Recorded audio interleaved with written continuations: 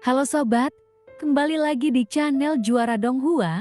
Kali ini admin akan melanjutkan lagi alur cerita Battle Through the Heavens chapter terbaru. Oke, tanpa berlama-lama langsung saja kita gas ke alurnya. Setelah beberapa saat, jari-jari Shouki yang mengepal akhirnya mengendur. Kegigihan tentu bisa membuat orang menjadi lebih kuat, tapi seperti yang dikatakan Jing Wuchen, segala sesuatu mempunyai takdirnya masing-masing. Kemudian saat ini, Shouki segera berbalik dan pergi.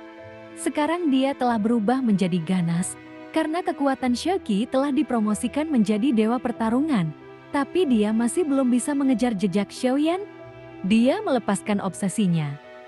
Tetapi dia tidak meletakkan pedangnya, karena tidak ada pilihan untuk berhenti, dan ia harus berlatih karena hal ini. Saat ini Jaelin masih berlatih, kekuatan dasar telah mencapai batasnya jika ia ingin menerobos, kecuali diberkati oleh langit dan bumi. Meski begitu, setiap langkah itu sulit, sekarang situasi secara keseluruhan menjadi lebih penting. Selain itu, semua orang terbiasa dengan hari-hari santai, hidup seperti manusia fana, dan mungkin inilah yang disebut kembali ke alam. Dan mereka tahu lebih banyak lagi bahwa kehidupan yang damai sekarang, ada banyak sekali orang yang memikul beban mereka ke depan. Soyan pun juga salah satunya, jadi mereka semua tahu betapa sulitnya mencapai kehidupan yang damai. Dia telah mencoba yang terbaik hanya untuk melindungi kita bagaimanapun caranya. Dia mendongak lagi menyaksikan seberkas cahaya kabur ke kejauhan. Semua orang mengerti di dalam hati mereka. Kini matanya terlihat sedikit bergetar. Dia hanya bisa berdoa untuk orang yang dicintai.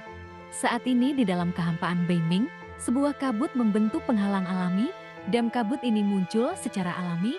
Hal ini menunjukkan bahwa dunia Shenxi telah memasuki keadaan darurat. Minggu, udara adalah lokasi perlindungan yang penting. Lalu Xiao Yueli menjelaskan, kabut itu bergerak menembus kabut, lalu peta bintang tidak berpengaruh lagi. Maka dari itu tidak mudah menemukan bintang. Jika tersesat di dalamnya, Anda akan dianggap sebagai kura-kura di dalam guci. Taik Suding mengirim orang ke Beiming Nothingness, oleh karena itu, arah invasi diubah, dan bahkan tidak ada kekuatan Taiksu untuk menyentuh kekosongan Ming. Lara, saat ini Xiao Yueli memimpin dan tiba di sebuah bintang yang didominasi warna kuning dan biru. Setelah memasuki bintang ini, baru kemudian tersadar bahwa nada kuning itu berasal dari daratan Tiongkok. Dengan bercak daun kuning dan warna biru adalah lautan, terlihat banyak sekali bintang tak berguna di kehampaan Laut Barat. Dan ketika melihat bintang-bintang yang semarak lagi, ini mengejutkan hati Xiaoyan. Ketiadaan di Laut Barat telah runtuh. Kita tidak bisa terus membiarkan Taiksu berkembang. Mereka akan membunuh semua makhluk hidup, Xiaoyan berkata dengan serius. Apa yang ayah katakan itu benar sekali. Karena waktunya singkat, jiwa yang tak terhitung jumlahnya berinkarnasi, namun tak terhitung banyaknya jiwa yang menjadi jiwa yang dirugikan. Karena saya tidak dapat menemukan jalan menuju reinkarnasi, itu terlalu banyak, dan dunia bawah hanya bisa melakukan yang terbaik untuk memanggil jiwa. Xiao Yueli pun mengangguk. Dia juga patah hati, karena dia lebih tahu dari Xiaoyan. Berapa banyak orang yang tewas di ketiadaan Laut Barat, jadi bagaimana mungkin dia tidak merasa sedih. Di depan situasi keseluruhan, tidak seorang pun ingin melihat orang yang tidak bersalah meninggal secara tragis, anak-anak dalam perang, bayi yang belum lahir di dalam perut, bahkan tidak punya waktu untuk melihat dunia, lalu itu menjadi jiwa yang mati. Xiao Yueli melihatnya, jiwa seorang anak menangis berdiri di dunia bawah, yang jumlahnya ribuan saat itu. Lalu kemarahan yang tak ada habisnya membuat jantungnya berdebar seperti pisau. Dan pada saat yang sama, semangat juang telah meningkat hingga ekstrem. Namun sebelum itu, Raja Tianzang dan Ratu memblokirnya. Kemudian sebelum Xiaoyan kembali, dia bahkan tidak bisa melawan sampai Xiaoyan kembali.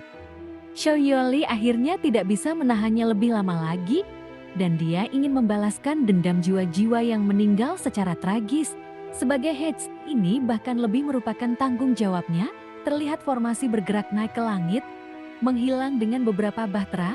Ketika melihat pemandangan ini, semua orang menundukkan kepala dan memberi hormat.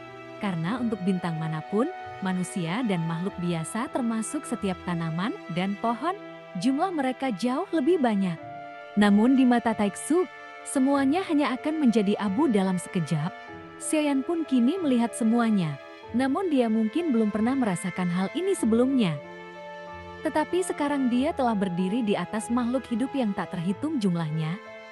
Namun nampaknya tidak ada rasa superioritas sama sekali, dan beberapa hanya ingin mencoba yang terbaik untuk melindungi mereka. Meski tidak diketahui berapa banyak darah yang ternoda di tangan, tapi momen ini tidak ada hubungannya dengan kebaikan. Itu secara sadar tidak mampu melindungi rakyat jelata di dunia, dan saya hanya ingin melindungi orang yang saya sayangi. Tetapi apa yang saya lihat sekarang, yang ingin saya lindungi adalah semua orang di dunia ini.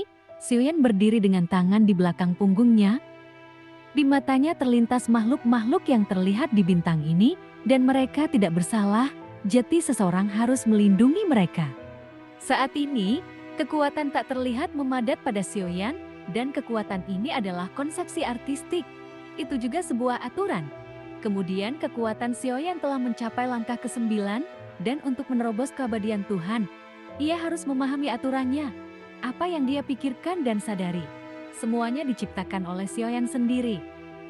Namun jika hanya berdasarkan ini, alam saja tidak cukup baginya untuk benar-benar mencapai keabadian ilahi. Perlindungan ini saja tidak cukup, karena sekarang dia mengerti bahwa perlindungan yang ingin dia lakukan itu sudah berakhir, namun jalannya belum tercapai. Ayah, apakah ini pencerahan? Terlihat Xiao Yuli memandang Xiaoyan dari samping, dan mata indahnya menunjukkan keanehan. Kamu telah mencapai tingkat keabadian. Mungkinkah kamu tidak tahu? Xiaoyan pun berkata dengan marah. Kemajuan Nizi terlalu cepat, dan itu bahkan membuatnya merasa aneh. Laku mereka juga merupakan reinkarnasi. Walaupun telah berusaha keras, tapi bagaimanapun juga, tetap tidak bisa mengejar gadis yang sepertinya tidak melakukan apa-apa. Aku tidak tahu, aku tidak merasakan apa-apa. Aku bahkan tidak tahu keadaanku saat ini. Bahkan Dewa Abadi itu tidak bisa mengalahkanku. Xiao Yuli tersenyum. Ini tidak adil ayah. Xiao Xie di samping berhenti memimpin. Kakak, kamu benar. Mengapa? Karena mereka semua adalah anak ayah. Kecepatan kultivasi kakak ketiga sangat cepat. Shaolin setuju. Menurutku itu juga tidak adil. Itu lebih kuat dari ayah. Siapa yang bisa mengatakan ini? Xiaoyan nampak lebih pahit dari mereka berdua. Kemunculan Xiao Yuli lah yang menyelamatkannya dari api dan air di kontes 10.000 dunia. Ayah, bukan itu yang saya maksud. Kakak perempuan tertua dan kakak kedua membuat Xiao Yuli hampir hancur. Saya pikir saya mengatakan hal yang salah, dan melihat Xiao Yuli yang hampir menangis, Xiao Xie mengulurkan tangan dan memeluknya. Yuli sama dengan Ibu Zanner, sungguh orang yang sentimental. Apakah kamu bercanda? Xiaoyan adalah orang pertama yang tertawa terbahak-bahak dari samping. Xiao Yuli segera menatap Xiaoyan dengan marah. Melihat keluarga yang harmonis ini, orang-orang di samping secara tidak sadar terinfeksi oleh suasana ini. Sudut mulut sedikit terangkat, tetapi sekali lagi, Xiaoyan sangat iri pada Xiao Yuli. Budidaya tidak hanya tidak memiliki hambatan, aku bahkan tidak tahu bagaimana cara menerobosnya. Hal ini membuat Xiaoyan pun sangat curiga, mengapa begitu sulit baginya untuk berlatih kultivasi. Setelah banyak bencana, itu semua disengaja oleh Yang Mulia. Kalau saja dia tidak benar-benar mati, saya ingin bertanya dengan hati-hati, bagaimana bisa ini terjadi? Sekarang jika aku kembali dan memikirkan saat Xiaoyan mengambil klon dewa asli, maka tidak peduli bagaimana kau melihatnya. Itu semua adalah sandiwara yang dipentaskan oleh Raja Jahat Hezun. Tidak peduli seberapa kuat tiruan dari dewa asli ini selama hidupnya, karena dalam menghadapi kekuatan yang begitu kuat dari Tuan dan Tuan Jahat, tidak rentan sama sekali dan tidak bisa bersaing. Dua orang tua ini, semua yang kulakukan hanya bisa membuatku menyadarinya nanti.